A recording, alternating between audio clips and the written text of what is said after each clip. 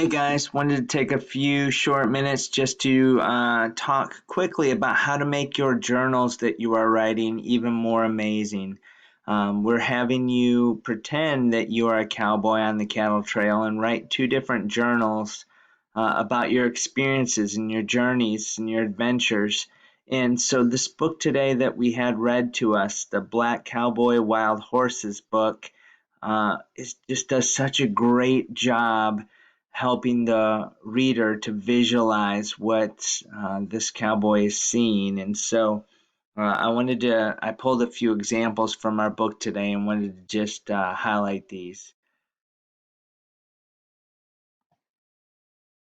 So the first one here, it says, when he reached the top, he stopped at the edge of the bluff. He looked down at the corral where the other cowboys were beginning their morning chores, then turned away and stared at the land stretching as wide as love in every direction. The sky was curved as if it were a lap on which the earth lay napping like a curled cat. High above, a hawk was suspended on cold threads of unseen winds. Far, far away, at what looked to be the edge of the world, land and sky kissed. It's such poetic writing. It's amazing writing here. And so I really just took a screenshot of the video today. So I know the quality of these words, it's hard to read a little bit, but here you can see how this cowboy is looking around and describing what he sees. Okay, the land stretching as wide as love in every direction. Okay, it talks about the animals and the sounds that are being heard, a hawk that was suspended on the winds, and just looking far, far away in the horizon and seeing the land and the sky meet. The next, later on, it says, the sun went down and the chilly night air came quickly. Bob took the saddlebag, and blanket off Warrior. He was cold, but he could not make a fire. The mustangs would smell the smoke in his clothes from miles away. He draped a thick blanket, and so I stopped there. When we talk about this here, when you give your journal entry and describe your day, you might want to talk about from morning to night, the change in temperature, the chilly night, even though it's hot for sure during the day. Some of the materials, the saddlebag, blanket, some of the materials you may be using as a cowboy, and the smell.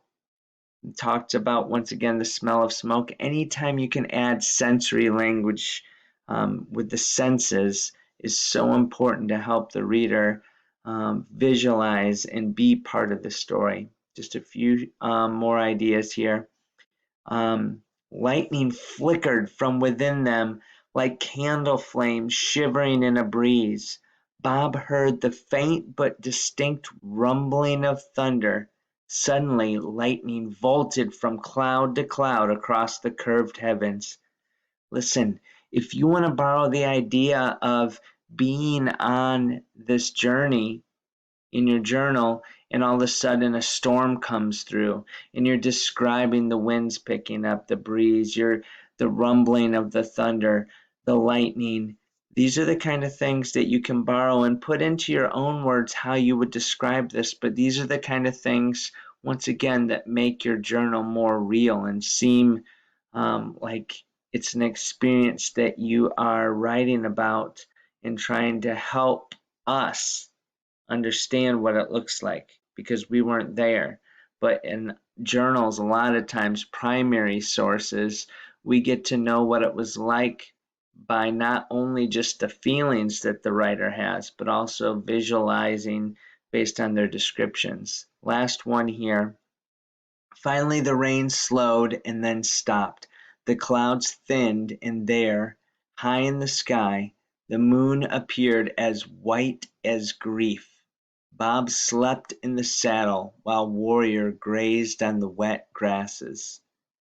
Once again, such amazing writing here, but just as something as simple as Bob lying down and at the end of the day and sleeping while Warrior's grazing on the wet grass. So once again, you can feel that that rain has stopped. The dew and the rain and the grass are there, but the day is wrapping up.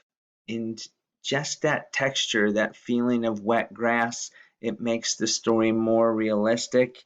If you can add details into your journal, I want you to go back to the one that you've done already that you should be wrapping up, and then the next one that you would do this week, try to think of ways that you can make it very descriptive and visually we can see it, but also our senses. We can see, touch, taste, smell, hear. All of your senses will help you to be part of that story.